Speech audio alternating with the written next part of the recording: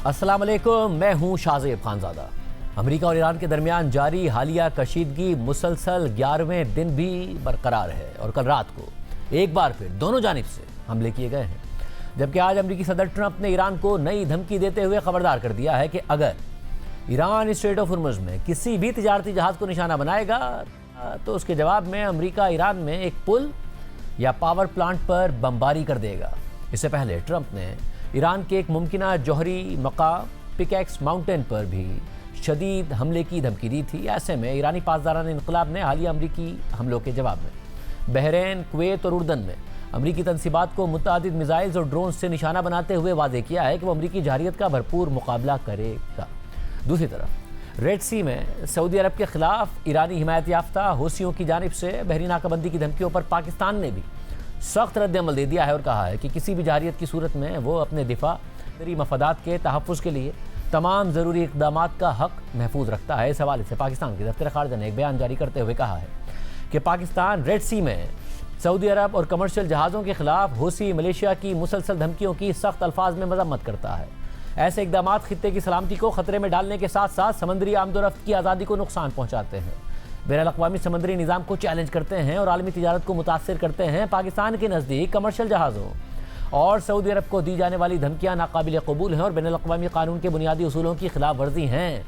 पाकिस्तान को ख़ास तौर पर इन इत्तलात पर तशवीश है जिनमें सऊदी अरब के साथ कानूनी तिजारती सरगर्मियों में मसरूफ़ जहाज़ों को धमकियाँ दे दी गई हैं। पाकिस्तान एक बार फिर वाज़े करता है कि पाकिस्तानी परचम वाले जहाज़ों या पाकिस्तान के समंदरी मफादात के खिलाफ किसी भी कार्रवाई को पाकिस्तान की खुद मुख्तारी और कौमी सलामती के खिलाफ इक़दाम समझा जाएगा। अक़वाम मुत्तहिदा के मंशूर और बैनुल-अक़वामी कानून के मुताबिक पाकिस्तान अपने समंदरी असासों और कौमी मफादात के तहफ़्फ़ुज़ के लिए ताकत के जायज़ इस्तेमाल और अपने दिफा समेत तमाम ज़रूरी इक़दामात का हक़ महफूज रखता है। दफ्तर ख़ारजा के बयान में मज़ीद लिखा है कि पाकिस्तान को इन कोशिशों पर भी शदीद तशवीश है जिनका मकसद सऊदी अरब को मशरिक़ वस्ता के तनाज़े में घसीटना है।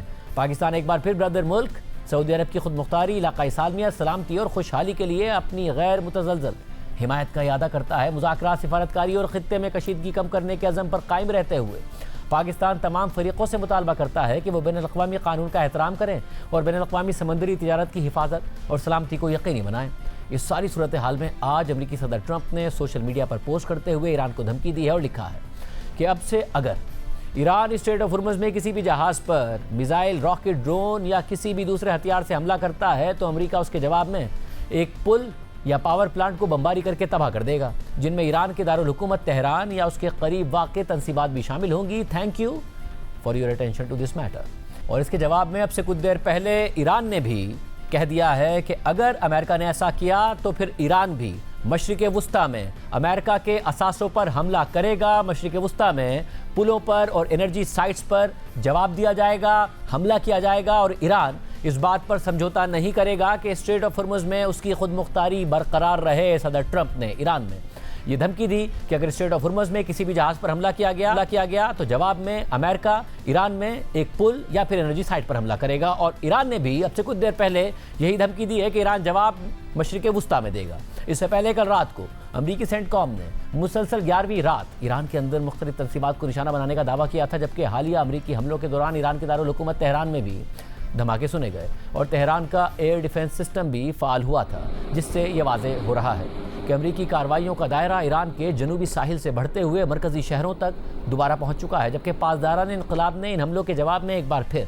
कुवैत, बहरीन और उर्दन में अमरीकी अड्डों और दीगर तनसीबात को निशाना बनाया है और मज़ीद हमलों की धमकी भी दे दी है। जबकि ईरानी हुकाम ने हालिया अमरीकी कार्रवाइयों में ईरान की मुतअद्दिद जौहरी तनसीबात को निशाना बनाने का दावा भी कर दिया है। इससे पहले कल रात को सदर ट्रंप ने ईरान की एक मुमकिना जौहरी साइट पर बमबारी की धमकी दी थी और कहा था कि हमारा काम अभी बिल्कुल भी ख़त्म नहीं हुआ है और गालिब इम्कान है कि हम बहुत जल्द उस इलाके को निशाना बनाएंगे और बहुत शिद्दत के साथ निशाना बनाएंगे।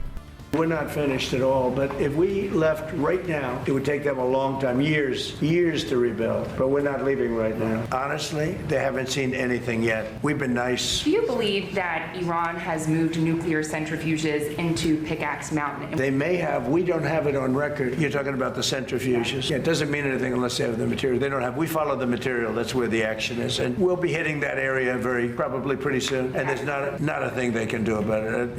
Normally I wouldn't say that. If I thought they could do something about it, I would never say that. But we'll be hitting that area pretty soon, and very heavily.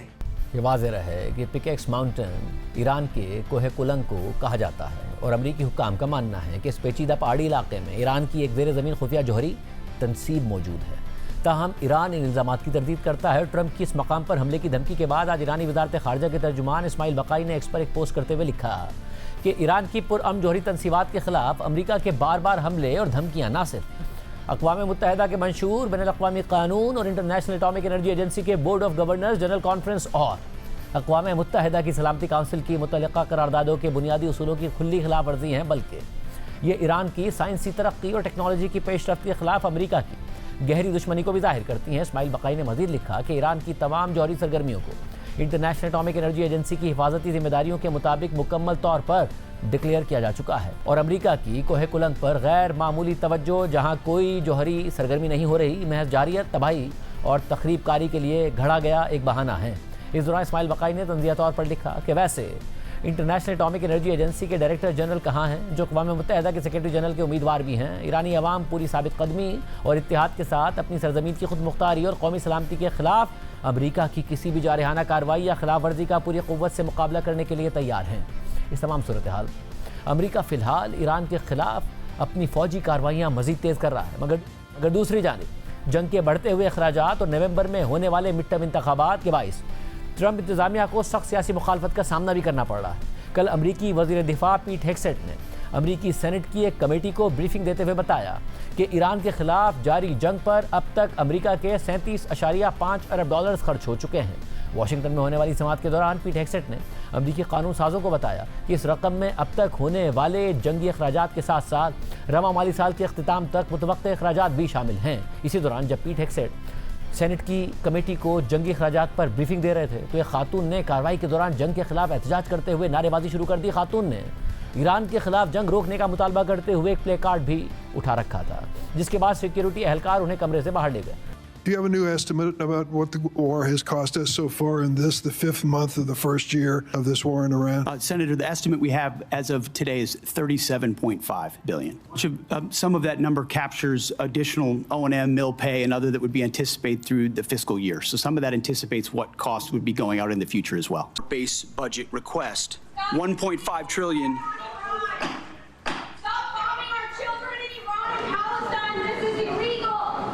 Mr. Secretary, please suspend until order is restored in the hearing room. We will begin. इसके अलावा भी पीट हेग्सेट को briefing के दौरान मुतअद्दिद बार रुकना पड़ा क्योंकि दीगर अफराद ने भी जंग के खिलाफ एहतजाज किया। ये सारी सूरत हाल में ईरान जंग के बढ़ते हुए अखराजात और बजट की कमी की वजह से ट्रंप इंतजामिया की मुश्किलात मुसलसल बढ़ती जा रही हैं और इसी सिलसिले में गुज़िश्ता माह सदर ट्रंप ने अमरीकी कांग्रेस से तकरीबन 90 अरब डॉलर्स की इजाफी फंडिंग की दरख्वास्त की थी, जिसका ज़्यादातर हिस्सा ईरान के खिलाफ जारी जंग के लिए मुख्तस किया जाना था। ताहम इस दरख्वास्त के बाद कांग्रेस में नई सियासी कशमकश शुरू हो गई है क्योंकि कई अमरीकी कानून साज पहले ही इस जंग पर तनकीद कर रहे हैं। यानी अब ट्रंप इंतजामिया एक मुश्किल तवाज़ुन बरकरार रखने की कोशिश कर रही है। एक तरफ वो ईरान पर दबाव बढ़ाने के लिए फौजी कार्रवाइयाँ जारी रखना चाहती है, जबकि दूसरी तरफ जंग के बढ़ते हुए अखराजात, अंदरूनी मुल्क सियासी दबाव और करीब आते मिड टर्म इंतखाबात उसके लिए मुसलसल चैलेंज बनते जा रहे हैं। इस सब पर बात करेंगे। अमेरिका जाएंगे जहां पर साफ़ी इदरीस अली हमारे साथ मौजूद होंगे, लेकिन उससे पहले हम बात करेंगे खालिदुल मोइना, सीनियर साफ़ी तज्ज़ियाकार हैं, साबिक editor Arab news and Saudi gazette हैं, जद्दा से हमें ज्वाइन कर रहे हैं। खालिदुल मोइना साहब, बहुत शुक्रिया हमें शो में ज्वाइन करने के लिए। ज़ाहिर सूरत हाल ये है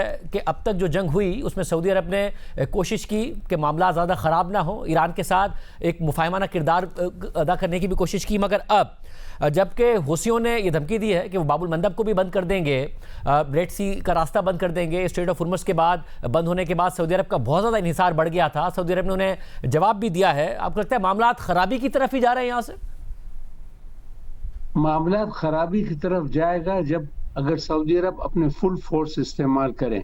जैसे मैंने पहले भी कहा है कि सऊदी अरब काफ़ी रिस्ट्रेंट किया है, वो नहीं चाहते हमारे हमसाया मुल्क पर कोई ऑलरेडी जिस पर जंग हो रहा है ईरान में, अमेरिकन अटैक और आपके इसराइली अटैक, अभी हुसियों ने बीच में आए एट अ टाइम जब हम चाहते हैं कि dialogue, face to face meetings हो। पाकिस्तान का किरदार जो था trying to calm things down, लेकिन ये लोग ने अचानक से जो गड़बड़ किया है, काफ़ी टेंशन एरिया में आया। और साहब ये भी बताइएगा कि दरमियान में ये खबरें भी आई कि इवन अमेरिका भी खुश नहीं है सऊदी अरब से कि उसने वो किरदार नहीं अदा किया इस जंग में जो कि अमेरिका चाहता था। मगर अब फिर अगर ईरान के साथ भी मामला खराब होते हैं तो पोजीशन मुश्किल है इस वक्त सऊदी अरब की। नहीं नहीं, मुश्किल नहीं। हम बिलीव नहीं करते अमेरिका नाराज है या ना नाराज है कि अमेरिकन वो खुद बदमाश लोग हैं, एटलीस्ट एडमिनिस्ट्रेशन, उन्होंने ये सब गड़बड़ किया है और जानते हैं कि जो attack on Iran will cause reaction, collateral damage. जैसे आपने देखा पूरे गल्फ स्टेट्स में बॉम्ब्स आ रहे हैं और जा रहे हैं। अमेरिकन न्यू इट, ट्रम्प भी जानता था, और लेकिन वो ट्रम्प जैसे उसको चला रहा है Netanyahu, this is the way he does it. मेरी ये थियरी, ये पूरी कंस्पिरेसी या पूरी जो हो रही है is to weaken the gulf economies. इनको एकदम परेशान करेंगे to such an extent that they will not know what to do. This is why Saudi Arabia's actions all these months have been very stable and secure. लेकिन अब every day new things are coming up. अभी जो उन्होंने आपके हुसियों ने किया है, ये पूरे नया डायमेंशन आया, पूरे जो हो रहा है, is a new dimension, new goal. तो अब हम जानते नहीं कैसे how we will deal. बस फॉलोइंग डेज में 4-5 दिन में मालूम होगा कि how Saudi Arabia will react, और I am sure it will be done in a way कि नुकसान किसी का ना होगा। लेकिन इसके माने नहीं है कि सऊदी अरेबिया ज़ईफ है, लेकिन at the same time we don't want कि जंग फैल जाएगी। और साहब, और जो जंग फैलेगी, क्योंकि इस वक्त सूरत हाल ये है कि जब से दूसरी लहर शुरू हुई है जंग की MOU होने के बाद, उसमें इसराइल ईरान पर नहीं हमले कर रहा और ईरान इसराइल पर नहीं हमले कर रहा। अमेरिका हमले कर रहा है ईरान पर और ईरान हमले कर रहा है अरब ममालिक पर, और फिर हूसी भी एक्टिव हो गए हैं। तो इस बात का ज़्यादा इम्कान है कि एक ऐसी जंग शुरू हो जाए जिसमें अमेरिका, अरब ममालिक और ईरान की आपस में जंग हो रही है। We don't know, believe me. हम यानी अगर कोई सेन प्रेसिडेंट होता अमेरिका में या कोई policy, American policy is run by Zionist. जैसे ज़ायनिस्ट कहते हैं तेल अवीव में और इवन इन अमेरिका, उसी तरह अमेरिका उसी रास्ते पर चल रहे हैं। So we don't know, but at the same time काफ़ी रिस्ट्रेंट, काफ़ी ये जब्त हुआ है सऊदी अरब से नॉट टू गेट इन्वॉल्व। और नॉट ओनली दैट, ये जंग को और ये पूरे वॉर सिचुएशंस और पूरे जो हो रहे ड्रामा उसको कम करें, सो दैट इस पूरे एरिया सब अभी देखिए किसके वो नुकसान हो रहा है। ये GCC कंट्रीज के, आपके एयरपोर्ट्स के, डिसैलिनेशन प्लांट्स के, इसके फैसिलिटीज के, कम्युनिकेशन, वो अमेरिका एंड इसराइल हंस रहे हैं। तो इसलिए सऊदी अरब ने पहले से कहा कि लेट अस कॉज रिस्ट्रेंट, लेकिन situation is out of hand. ये हुसियों ने, I don't know why they did this at a time. हम चाहते हैं कि स्टेबिलिटी आए, और ईरान भी जिद्दी लोग हैं। अनफॉर्चुनेटली वो सोच नहीं रहे कि जो लार्जर पिक्चर जो है ये काफ़ी नेगेटिव पिक्चर है। और साहब, और ये भी बताइएगा कि जब MOU हो गया, मुआहदा हो गया अमेरिका और ईरान के दरमियान, तो कितनी उम्मीद थी सऊदी अरब में कि ये आगे भी चलेगा और अमन आ जाएगा? अंदेशा था या उम्मीद थी कि ये सस्टेन करेगा? क्योंकि चंद ही दिन हुए और उसके बाद दोबारा जंग शुरू हो गई। यही बात है ना कि सऊदी अरब में उम्मीद है, पब्लिक डू नॉट वांट। हम लीस्ट अफेक्टेड हैं, ये जो जंग हो रहा है अल्हम्दुलिल्लाह। लार्ज पॉपुलेशन एरिया साइज है, ईस्ट कोस्ट, वेस्ट कोस्ट, हमारे पाइपलाइन चल रहे हैं अल्हम्दुलिल्लाह। स्टेबिलिटी है, सामान है, कमोडिटीज़ हैं मार्केट्स में। तो वी वर वेरी हैप्पी कि ये एटलीस्ट ये काम डाउन सिचुएशन होगा, ये जो एकदम आग जल रही थी वो कम हो जाएगी। लेकिन दोनों sides, even Iran also should give good signals. इसके माने नहीं है, ईरानियों को मालूम होना चाहिए कि जब अगर आप पॉजिटिव सिग्नल्स देंगे, इसके मालूम नहीं कि आप हार गए, लेकिन वो जिद्दी है और ये अमेरिकन दे वांट वॉर। सो ये डेडली कॉम्बिनेशन जो है, जो इसकी जो मिक्सचर है, वो काफ़ी डेंजरस है। बहुत शुक्रिया नाज़रीन, सऊदी अरब से मौका सुना। हम वाशिंगटन DC जाएंगे, सीनियर सहाफ़ी इदरीस अली से इस हवाले से मालूमात हासिल करेंगे। इदरीस, बहुत शुक्रिया हमें शो में ज्वाइन करने के लिए। ज़ाहिर MOU हो गया था, उम्मीदें बढ़ गई थी, मगर अब ऐसा लग रहा है कि दोबारा जंग की तरफ मामला जा रहे हैं। मगर खुद वॉशिंगटन पोस्ट रिपोर्ट कर रहा है कि अमेरिकी इंटेलिजेंस की रिपोर्ट यही है कि ईरान पर मजीद हमलों के भी असरात नहीं होंगे, या वो दबाव में नहीं आएगा, या कोई फर्क नहीं पड़ेगा। क्या सोच पाई जाती है इस वक्त? क्या मजीद और फुल स्केल वॉर की तरफ जाना चाहता है अमेरिका? जी देखिए, मेरे ख्याल से ये ट्रंप एडमिनिस्ट्रेशन में एक डिवाइड आ गया है, डिफरेंसेस आ गए हैं। जंग शुरू होने से पहले भी एक CIA की रिपोर्ट थी जिसमें प्रेसिडेंट ट्रंप को बताया गया था कि ये जो बॉम्बिंग कैंपेन है, हवाई बॉम्बिंग जो हो रही है, उससे ज़्यादा फ़र्क नहीं पड़ेगा ईरानियन गवर्नमेंट पे। और अब वही रिपोर्ट मेरे ख्याल से अपडेट हो चुकी है और फाइंडिंग्स वही हैं। तो मेरे ख्याल से एक बड़ा डिवाइड आ चुका है। कुछ लोग, चंद लोग प्रेसिडेंट ट्रंप की जो एडमिनिस्ट्रेशन में हैं, वो कह रहे हैं, प्रीट हेक्स है जो डिफेंस सेक्रेटरी है, वो कह रहे हैं कि ये जो जंग है उसको मज़ीद आगे बढ़ाएं, एस्केलेट करें सिचुएशन, और फिर ही ईरान किसी ना किसी तरह से बैक डाउन होगा। और दूसरी तरफ हमारे पास JD वैंस है, नाइक सदर, उन्होंने उनका ये व्यू पॉइंट है कि ईरान के साथ बातचीत से ही ये जंग ख़त्म हो सकती है। तो मेरे ख्याल से अभी एक सिचुएशन आ चुकी है कि प्रेसिडेंट ट्रंप अब एक डिसीजन बनाएंगे। मेरे ख्याल से जो सोर्सेज से मेरी बात हुई है, जो सिचुएशन है वो एस्केलेशन की तरफ जा रही है, और मेरे ख्याल से चंद दिनों में, इस हफ्ते, शायद 1-2 दिन उसके बाद अगले हफ्ते में सिचुएशन और मज़ीद बुरी हो सकती है। और सब, और क्या ये सोच ये है कि मजीद एस्केलेट करेंगे तो ईरान मुज़ाकरात की मेज़ पर आएगा और फिर बात आगे बढ़ेगी? क्योंकि मार्को रूबियो फिर भी अभी भी बात कर रहे थे कि डिप्लोमेसी के जरिए हल निकलने की वो बात करते नजर आते हैं। बिल्कुल, यही उनका दावा है, उनका यही सोच है कि अगर ईरान पे दबाव ज़्यादा डालें, प्रेशर ज़्यादा डालें, तो फिर ही वो निगोशिएशन टेबल पे तो आ ही जाएंगे, मगर सिचुएशन वो ज़्यादा सीरियसली लेंगे। जो उनकी कमिटमेंट्स हैं, US की सोच ये है कि वो अगर उन पे ज़्यादा प्रेशर हो, फिर वो ही commitment, strait of Hormuz, nuclear programme, आप जो भी कोई टॉपिक ले लें, उस पे शायद ज़्यादा सीरियसली निगोशिएट करें अगर उन पे ज़्यादा प्रेशर हो। अब जाहिर है, हमने देखा है कोई चंद 6 महीनों से कि जितना भी प्रेशर US डाल रहा है, वो उस पर ईरान पे ज़्यादा फ़र्क नहीं पड़ा। तो मेरे ख्याल से सोर्सेज यही कह रहे हैं कि कितना प्रेशर डालेंगे, क्या इम्पैक्ट होगा, ये अभी तक एक वेरी ओपन क्वेश्चन है वाशिंगटन में भी।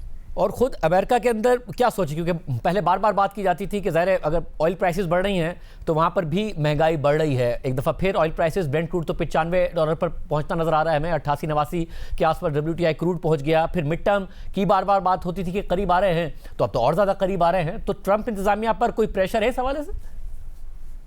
देखिए, मेरे ख्याल से कोई काफ़ी डिफरेंट पॉइंट पे प्रेशर पड़ रहा है प्रेसिडेंट ट्रंप पे। आपने बिल्कुल बोला कि तेल की कीमत वापस बढ़ चुकी है, नवंबर के मिड टर्म इलेक्शन भी आ रहे हैं, और फ्राइडे को, जुमा को, जो ईरानियन अटैक हुआ था जॉर्डन में, जहाँ 3 US सर्विस मेंबर, 3 फौजी मारे गए, उस पर भी प्रेशर पड़ रहा है। आज प्रेसिडेंट ट्रंप ये डोवर एयरफोर्स बेस में इनको एक सेरेमनी, डिग्निफाइड ट्रांसफर, जब ये US ट्रूप जो मारे जाते हैं जंग में, वो वापस आ रहे थे, तो वो अभी उधर हैं। मेरे ख्याल से ये जो अमरीकी पॉपुलेशन है, जितनी ज़्यादा इंजरीज हों, जितनी ज़्यादा डेथ्स हों इस जंग में, उतना ही प्रेशर पड़ेगा। तो आप देख रहे हैं, मेरे ख्याल से डिफरेंट पॉइंट पे अब प्रेशर पड़ना शुरू हो चुका है।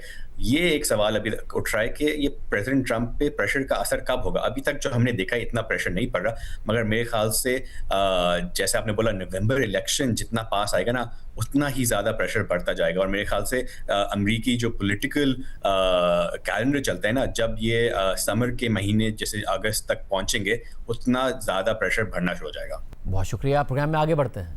भारत में नौजवानों के एहतजाज पर पुलिस क्रैकडाउन के बाद मुल्कगीर हंगामे शुरू हो गए हैं। कॉकरोच जनता पार्टी के प्लेटफॉर्म से हजारों भारतीय नौजवानों का दिल्ली के जंतर मंतर पर धरना जारी है, और नौजवान अपने मुतालबात पूरे होने तक धरना खत्म करने से इनकार कर रहे हैं। भारतीय नौजवान मेडिकल एंट्री टेस्ट का पेपर लीक होने और लाखों तलबा का मुस्तकबिल दांव पर लगने के खिलाफ 1 महीने से ज़्यादा अरसे से एहतजाज कर रहे हैं और भारतीय वज़ीर तालीम के इस्तीफे का मुतालबा कर रहे हैं। दिल्ली में इस दौरान भारतीय पुलिस हाई अलर्ट पर है। दिल्ली के कई मेट्रो स्टेशंस को बंद कर दिया गया है ताकि जंतर मंतर की तरफ ज़्यादा लोगों को जाने से रोका जा सके। जबकि मुल्क की बड़ी ऑपोजिशन जमातें ही नहीं, बल्कि बॉलीवुड सेलिब्रिटीज़ भी नौजवानों के हक़ में बोलने लगे हैं, मगर बड़े फिल्म स्टार्स अब भी खामोश हैं।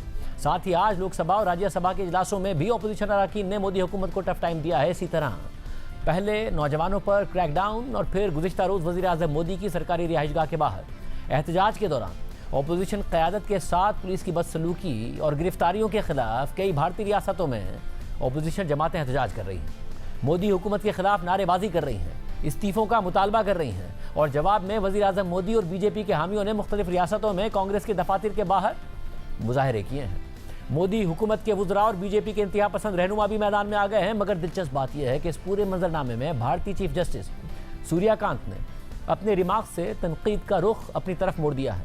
ये वही चीफ जस्टिस हैं जिन्होंने भारत के बेरोजगार नौजवानों को कॉकरोचेस से तशबीह दे दी थी, जिसके नतीजे में न सिर्फ चीफ जस्टिस को शदीद रद्द-ए-अमल का सामना करना पड़ा था, बल्कि कॉकरोच जनता पार्टी के नाम से नौजवानों की एक तहरीक वजूद में आ गई थी, जिसके रातों रात मिलियंस ऑफ फॉलोअर्स इंस्टाग्राम पे हो गए थे। और आज यही कॉकरोच जनता पार्टी मोदी हुकूमत के गले की हड्डी बन गई है और चीफ जस्टिस फिर तनकीद की जद में आ गए हैं। BBC हिंदी और भारतीय अखबार दी हिंदू की रिपोर्ट के मुताबिक आज भारतीय सुप्रीम कोर्ट में जस्टिस की सरबराही में 3 रुकनी बेंच ने दिल्ली में तलबा पर पुलिस के क्रैकडाउन के हवाले से दरख्वास्त पर समाअत की और दरख्वास्त गुजार वकील ने अदालत से सू मोटो नोटिस लेने और मामले की फौरी समाअत की दरख्वास्त की और कहा कि पुलिस की बर्बरियत की वीडियो मौजूद है, तमाम वीडियो सबूत मौजूद हैं। तो चीफ जस्टिस सूर्यकांत ने उनसे कहा कि बराह करम हमारा और अपना वक्त ज़ाया मत करें, आपका वक्त हमारे वक्त से ज़्यादा कीमती है। इस दौरान दरख्वास्त गुजार वकील ने दोबारा कहा कि वो एहतजाज करने वाले तलबा के खिलाफ पुलिस के क्रैकडाउन की वीडियोज़ अदालत को दिखाना चाहते हैं। तो भारतीय चीफ जस्टिस ने नमाज दी है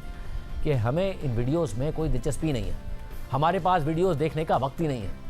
इसी तनाजुर में भारत के रियासती रवैये में एक तजाद सामने आ रहा है। जैसा कि आज सुप्रीम कोर्ट में होने वाली समाअत में भारतीय चीफ जस्टिस ने पुलिस क्रैकडाउन की वीडियोज़ को केस के लिए अहम ही नहीं समझा, उन्हें देखने से इनकार कर दिया। लेकिन भारतीय अखबार दी हिंदू की रिपोर्ट कहती है कि दिल्ली पुलिस ने एक वीडियो की बुनियाद पर 20 जुलाई को पार्लियामेंट की तरफ मार्च करने वाले तलबा के खिलाफ FIR दर्ज कर ली है। इस दौरान आज भारतीय पार्लियामेंट के अंदर और बाहर अपोजिशन अरकान ने तलबा पर क्रैकडाउन और अपोजिशन क़यादत से बदसलूकी के मामले पर एहतजाज किया, भारतीय वज़ीर तालीम के इस्तीफे का मुतालबा किया और खुद वज़ीर आज़म मोदी के खिलाफ नारे लगाए।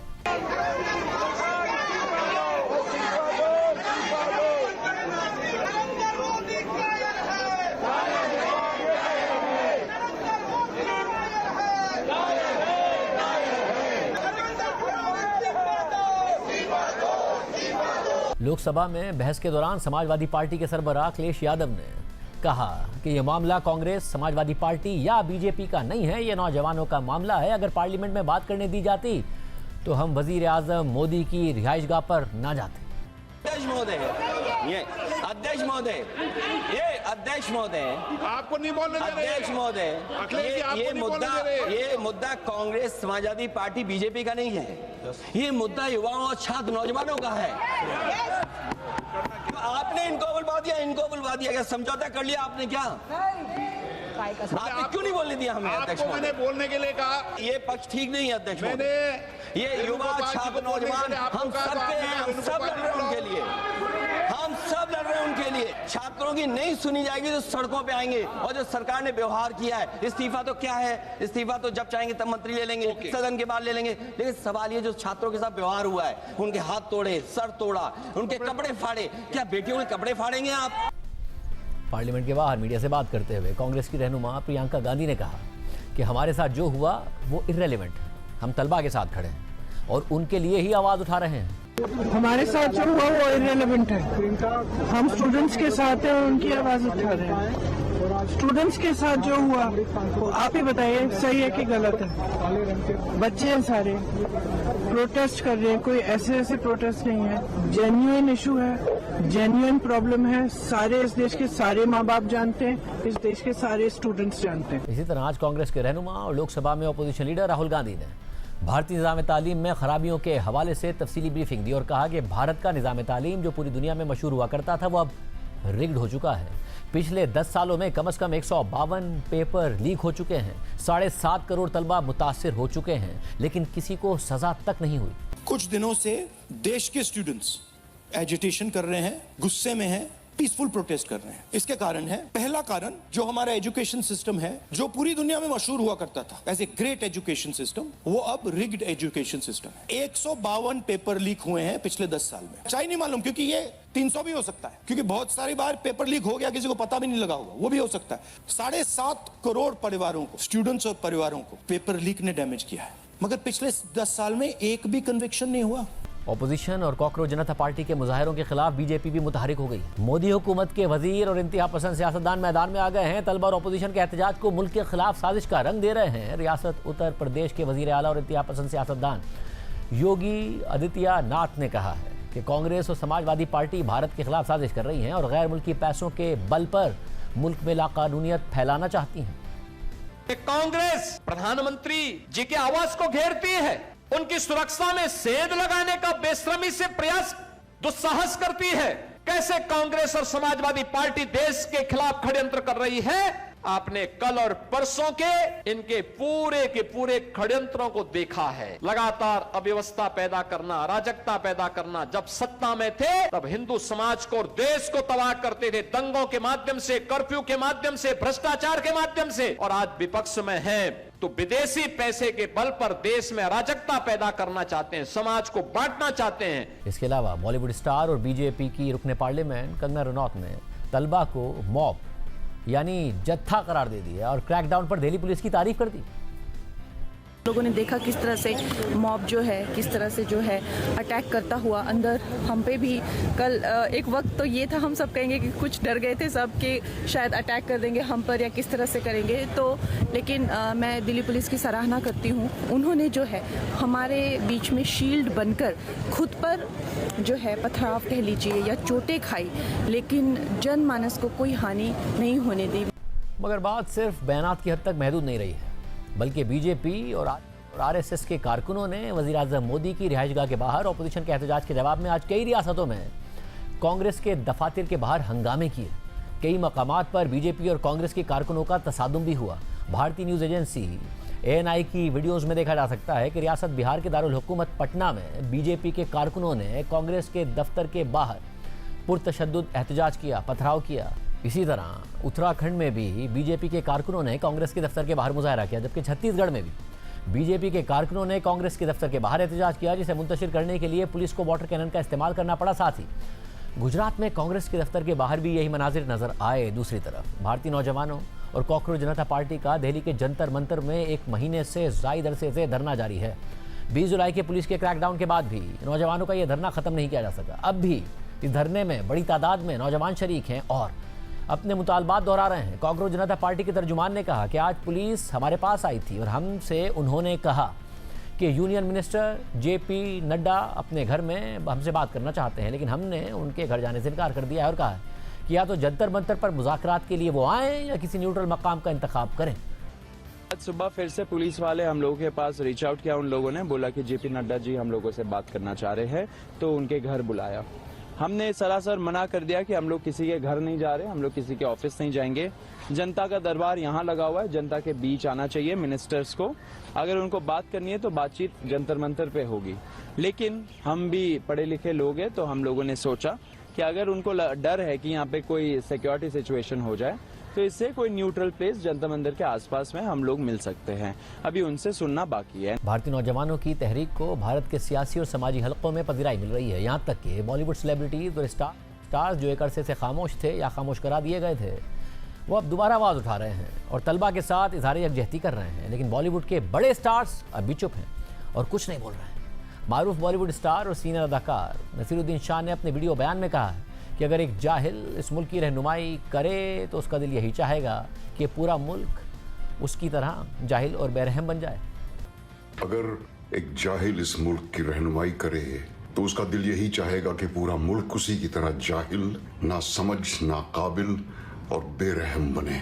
इस वक्त मेरा दिल भी भरा हुआ है और मैं गुस्से से खौल भी रहा हूँ ये देखकर कि हमारे इन बच्चों के साथ किस तरह जुल्म का बर्ताव किया जा रहा है उन गुंडों के हाथों, जो मुझे अमेरिका के आइस एजेंट्स की याद दिलाते हैं, मुंह पे नकाब लगाए हुए, हाथ में डंडा लिए हुए। कभी अपने बच्चों के बारे में भी सोचा करो और ये भी सोचो कि तुम्हारा अंजाम तुम्हें भी एक दिन मिलेगा जरूर। और इस मुल्क की हुकूमत को मैं सिर्फ इतना कहना चाहता हूँ, सब याद रखा जाएगा। मारूफ बॉलीवुड कॉमेडियन जॉनी लीवर ने कहा कि बच्चों के साथ जो हो रहा है उसे देखकर तकलीफ हो रही है। हुकूमत से दरख्वास्त है कि वो तलबा के मुतालबात पूरे करे। दिल्ली में जंतर मंदिर पर तो कुछ कहना चाहेंगे तो उस पर स्टूडेंट्स के लिए काफ़ी चीज़ें हो रही है, चल रहा है, तो आप देखते हैं बड़ा मूड खराब हो जाता है यार, तकलीफ होती है बच्चों के साथ जो हो रहा है। जी उनके साथ अच्छा हो, सरकार से विनती है तो उनकी जो मांगे हैं चाहते हैं पूरी करें। अक्सर बॉलीवुड फिल्मों में विलन का किरदार अदा करने वाले फिल्म स्टार प्रकाश राज ने धरने में शिरकत की। अब उन्होंने एक साफी से बात करते हुए कहा कि सच बोलने और सच के साथ खड़े होने से नहीं डरना चाहिए, मुझे मरने से पहले नहीं मरना है। आपको डर नहीं लगता कि आप बोलते हैं, और आपने झेला भी है काफी कुछ उसके बाद? अरे यार, झूठ बोलने को डरना है यार, सच बोलने को क्या डरना है? एक ऐसे मामला बदल गया इस देश में। सच के साथ खड़े होना डर नहीं है। डरना किससे है? क्या है खोने के लिए यार? You can't loose integrity. लोग पूछते आप किसके लिए कर रहे हैं? मैं देश के लिए नहीं कर रहा हूँ, खुद के लिए कर रहा हूँ। मेरा कॉन्शियस एक है। आपसे लोग एसोसिएट करने में डरते होंगे अब तो। करने दो, मुझे मरने से पहले नहीं मरना है, जिंदा रहना है कि नहीं? इसी तरह भारतीय गुलकार विशाल ददलानी ने अपने एक वीडियो बयान में कहा है कि जो लोग अब भी चुप हैं वो कैसे जी रहे हैं, कितना रेंगते रहोगे। इसके अलावा बॉलीवुड अदाकार अतुल कुलकर्णी, शबाना आज़मी और ज़ीशान अय्यूब ने इनकलाबी अशार और नज़मों के ज़रिए भारतीय तलबा से इज़हार यकजहती किया है।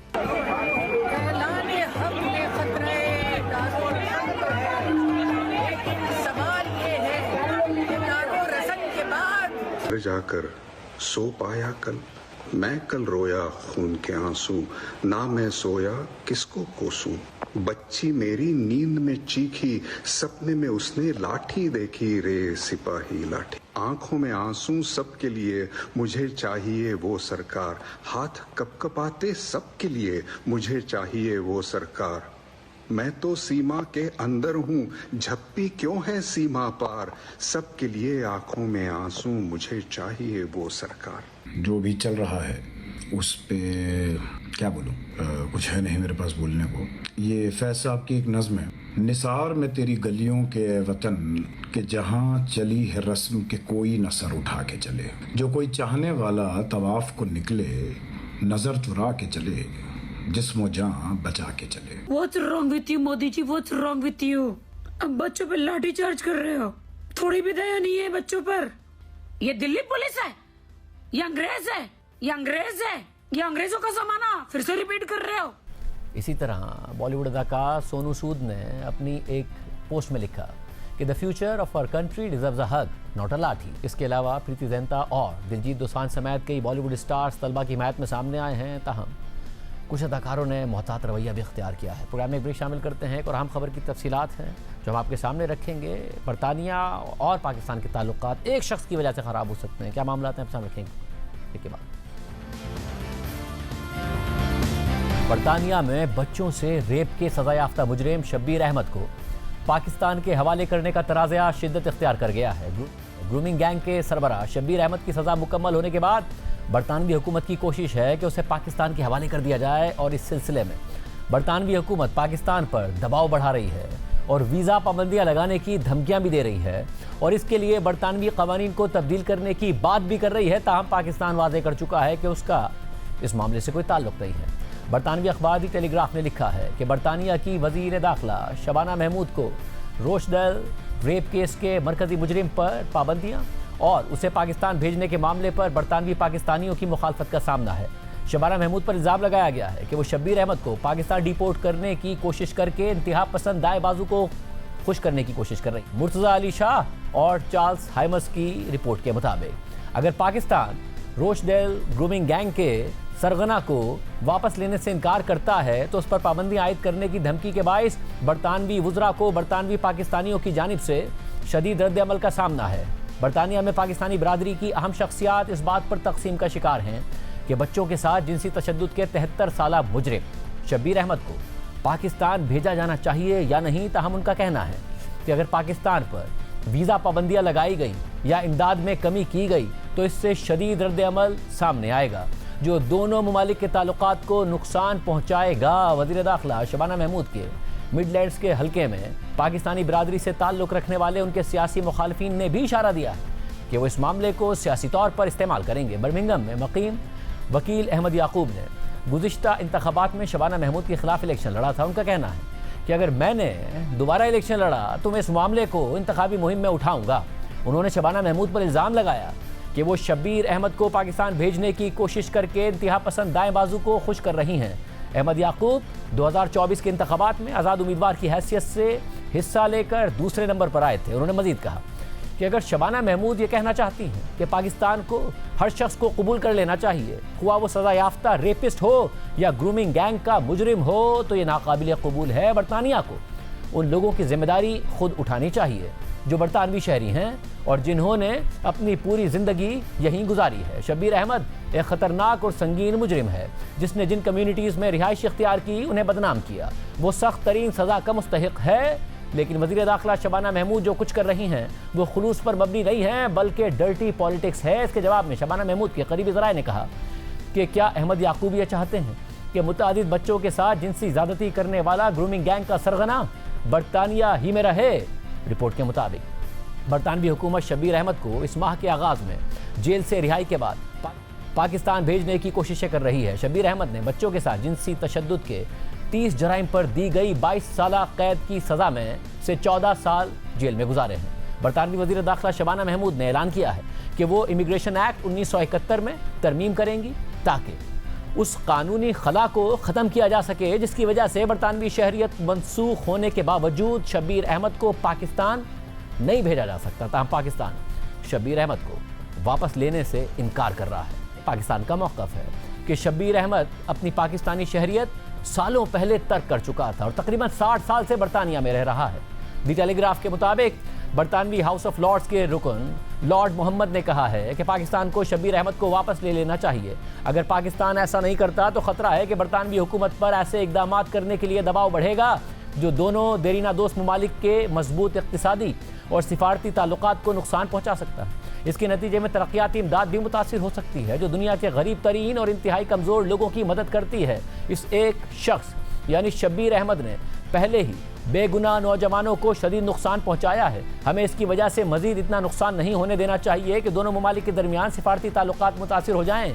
दोनों हुकूमतों को इस मसले का कोई अमली और तामीरी हल तलाश करना चाहिए। ताहम लंदन में मुकीम वकील और सियासी तज्ज़ियाकार आयशा एजाज खान ने कहा कि पाकिस्तान को मुकम्मल हक हासिल है कि वो शब्बीर अहमद को वापस लेने से इनकार कर दे क्योंकि वो 60 साल से बरतानिया में रह रहा है और अपनी पाकिस्तानी शहरियत तर्क कर चुका है। बरतानिया को ये तवक्को नहीं रखनी चाहिए कि वो अपनी कानूनी और इंतज़ामी कमज़ोरियों का बोझ दूसरे ममालिक पर डाल देगा। इस मामले पर पाकिस्तान को वीज़ा की पाबंदियों और माली सज़ाओं की धमकी देना बिल्कुल नामुनासिब है। उसकी कोई मंतक सिर्फ उसी सूरत में होती कि अगर पाकिस्तान शब्बीर अहमद की हिमायत कर रहा होता, लेकिन पाकिस्तान ने कभी ऐसा नहीं किया बल्कि बारहा कहा कि बरतानिया का शब्बीर अहमद के खिलाफ मुकदमा चलाना दुरुस्त है।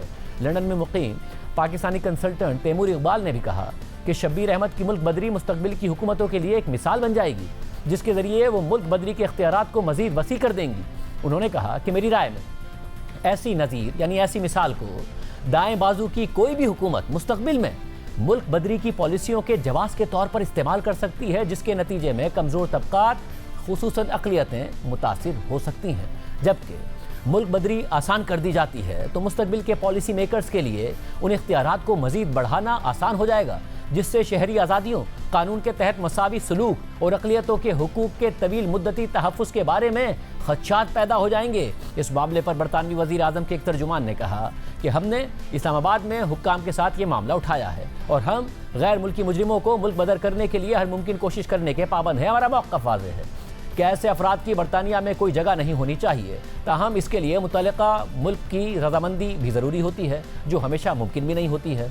ताहम इस वक्त हम हुकूमत के मुख्तलिफ इदारों के साथ मिलकर इस मामले में तमाम मुमकिन रास्तों का जायज़ा ले रहे हैं। इस हवाले से पाकिस्तान के दफ्तर ख़ारजा के तर्जुमान ताहिर अंद्राबी ये कह चुके हैं कि शब्बीर अहमद एक बरतानवी शहरी है जिसने अपनी पूरी बालिग ज़िंदगी बरतानिया में गुजारी। जुर्म का इर्तिकाब भी उसने बरतानवी सरजमीन पर ही किया और उसे सज़ा भी एक बरतानवी अदालत ने ही सुनाई थी। शब्बीर अहमद चाहे कहीं भी पैदा हुआ हो, असल जिम्मेदारी उस जगह पर आयद होती है जहां वो पला बढ़ा, जहां उसकी तरबियत हुई और जहां बदकिस्मती से वो बिगड़ गया। बरतानिया में एक फ़र्द की रिहाई या बाद में बरतानवी कानून के तहत उसके साथ किए जाने वाले सलूक से मुताल्लिक किसी भी फैसले से पाकिस्तान का कोई ताल्लुक नहीं हो सकता। इस हवाले से BBC की रिपोर्ट के मुताबिक 73 साल शब्बीर अहमद को उसके मुतासरीन डैडी के नाम से जानते थे। उसको गुज़िश्ता माह जून में जेल से रिहा कर दिया गया था। रिहाई के बाद शब्बीर अहमद को बरतानिया से बेदखल करने के मुतालबात सामने आए थे। उस वक्त मुतासरीन को बताया गया था कि शब्बीर अहमद को पाकिस्तान डिपोर्ट नहीं किया जा सकता क्योंकि 55 बरस पुराने 1971 के इमिग्रेशन एक्ट के तहत उसकी बेदखली का इन्हिसार इस बात पर है कि पाकिस्तान उसे कबूल करेगा या नहीं करेगा। इस कानून के मुताबिक चूंकि शब्बीर अहमद 1973 से पहले बरतानिया पहुंचा था और बेदखली पर गौर किए जाने से कम 5 साल बरतानिया में रह चुका है, इसलिए उसकी मुल्क बदरी पर पाबंदी है।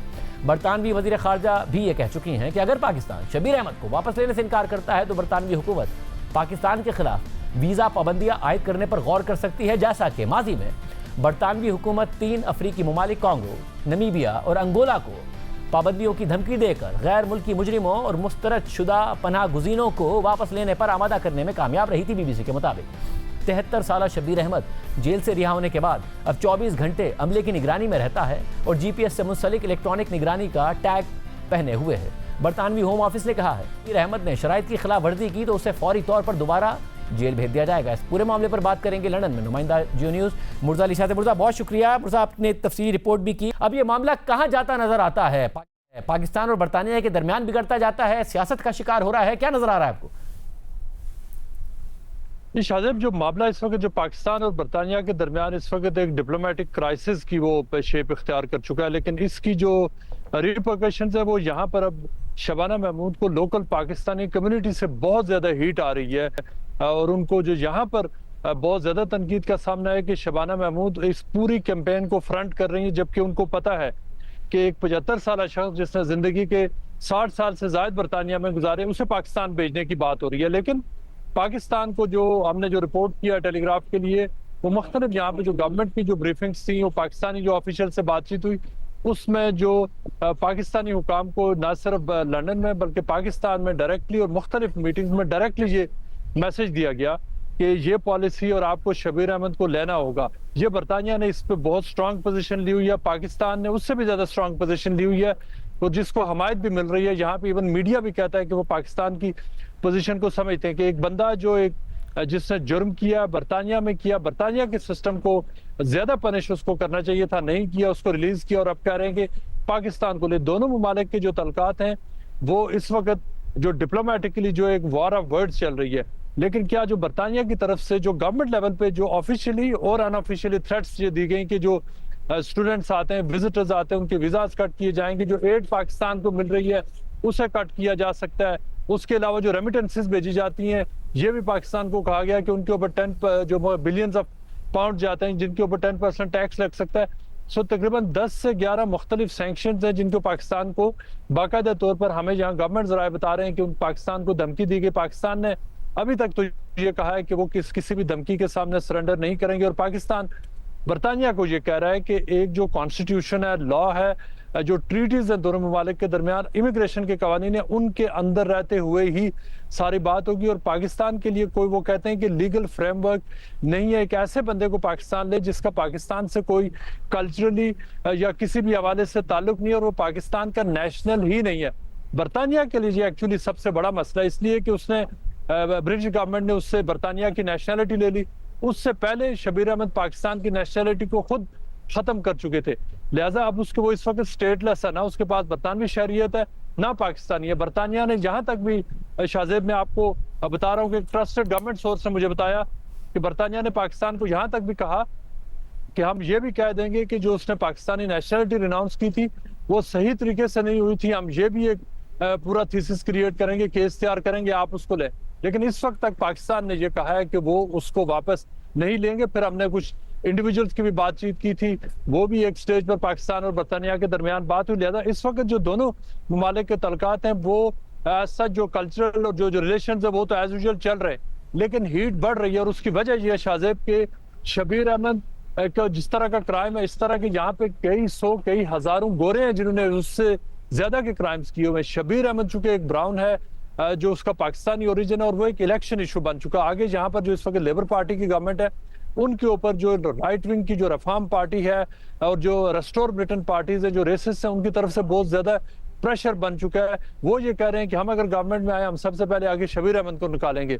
अब जो शबाना महमूद और ब्रिटिश गवर्नमेंट ये चाह रही है कि उससे पहले हम इलेक्शन में हम लोगों को ये बताएं कि देखिए हमने शब्बीर अहमद को इस मुल्क से निकाला और पाकिस्तान के हवाले किया, लिहाजा हम इस मुल्क के साथ ज्यादा वफादार हैं। सो ये एक पॉलिटिकल इशू बन चुका है जिसमें और आप क्योंकि बहुत ज्यादा नजर रखते हैं बरतानवी पॉलिटिक्स में जो राइट विंग का राइज है, ये इतना बड़ा मसला बन गया है कि ये एक मसला पाकिस्तान और बरतानिया के ताल्लुकात को मजीद खराबी की तरफ ले जा सकता है? इतना बड़ा इशू है?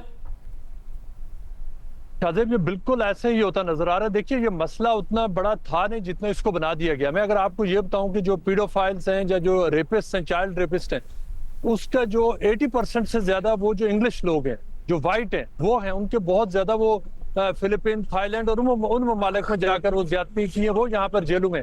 लेकिन वो इलेक्शन इशू नहीं बन रहा। इलेक्शन इशू बन गया है शबीर अहमद। चूंकि शबीर अहमद के वालिदैन पाकिस्तान से थे, वो 13 साल की उम्र में यहाँ पे आया था, मुसलमान भी अपने नाम के साथ लिखता, लिहाजा यहाँ जो अपोजिशन पार्टीज हैं उन्होंने शबीर अहमद को एक इलेक्शन इशू बना दिया है। और लेबर पार्टी उसी जो राइट विंग का नैरेटिव है कि शबीर अहमद जैसे लोगों को बरतानिया से निकालें, डिपोर्ट करें, वो उस जो लोग हैं, जो आवाम की डिमांड है, वो उसको अपील करते हुए राइट विंग की जो पॉलिसीज हैं उसको अपील कर रही है। और जबकि शबाना को, महमूद को पता है, लेबर पार्टी को पता है कि शबीर अहमद पाकिस्तानी है ही नहीं, उसके पास पाकिस्तान की नेशनैलिटी है ही नहीं, लेकिन उनको एक ये पॉलिटिकल इशू बनाया है। इस तरह के कई हजारों केसेस हैं यहाँ पर, वो लोग या जेलों में हैं या जेलों से छूट चुके हैं, उनके बारे में बात कोई नहीं कर रहा।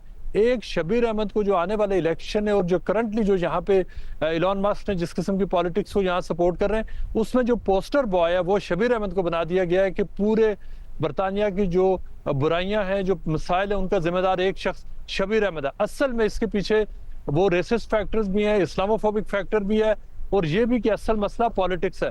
और ये पूरी जो गवर्नमेंट, जो लेबर गवर्नमेंट कर रही है, ये सारी इसके पीछे पॉलिटिक्स प्ले कर रही है। पाकिस्तानी यहाँ पर ये डिमांड कर रहे हैं कि आप शबीर अहमद बहुत बड़ा मुजरिम है, उसने बच्चों के साथ ज्यादती की, उसको पूरी उम्र के लिए आप लॉकअप कर दें, उसको लाइफ सेंटेंस दे दें, या आप अपने सिस्टम में ऐसे बंदे को रखें। वो ये कह रहे हैं कि यहाँ पर तो उसकी निगरानी भी है, मॉनिटरिंग भी है, टैगिंग भी है।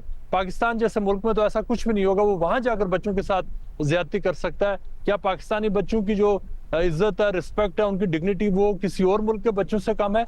ये वो जेन्युइन सवालात हैं जो पूछे जा रहे हैं। और शबाना महमूद, चूंकि इस पूरी जो फॉरेन ऑफिस है, फॉरेन ऑफिस ने ये कह दिया कि हम पाकिस्तान से एक हद से ज्यादा तलखी नहीं करेंगे। उन्होंने जो काम दे दिया होम ऑफिस को, होम ऑफिस की तरफ से शबाना महमूद कैंपेन चला रही है। लेकिन उनके लिए प्रॉब्लम यह है शाहजेब कि जिस कॉन्स्टिट्यूएंसी से वो आती है, वहां पर पाकिस्तानी वोटर इस बात पे उनके खिलाफ है। अहमद याकूब ने, जैसे कि आपने इंट्रो में बताया, उसने ऐलान किया है कि मैं नेक्स्ट इलेक्शन में इसको एक इशू बनाऊंगा कि शबाना महमूद एक गंदे किरदार के शख्स को खुद यहाँ पे उसको सजा देने के बजाय उसको पाकिस्तान के हवाले करने के लिए उन्होंने कानून में भी तब्दीली की। और उन्होंने उस वक्त जो राइट विंग के सेक्टर्स हैं उनको अपील करने के लिए, उनको खुश करने के लिए, उन्होंने जो पाकिस्तानीज हैं उस मुल्क में उनको स्टिग्मेटाइज करने की कोशिश कीजिए। उनका एलिगेशन है। शबाना महमूद ये कहती हैं कि वो बरतानिया के सिस्टम के अंदर रहते हुए वो उनकी पहले जिम्मेदारी ये है कि बरतानिया के इंटरेस्ट को प्रोटेक्ट करे और शबीर अहमद जैसे लोगों से डील किया जाए। लेकिन क्वेश्चन यहाँ पर ये है कि ये डीलिंग सारी बरतानिया में हो सकती है, पाकिस्तान में नहीं। बहुत शुक्रिया मुर्ज़ा साहब, तफसील से क्या मसला है और किस तरीके से ये मसला बरतानवी सियासत का शिकार हो गया है और पाकिस्तान और बरतानिया के ताल्लुकात ख़राब कर सकता है। आज के प्रोग्राम में तैयार दीजिए। अल्लाह।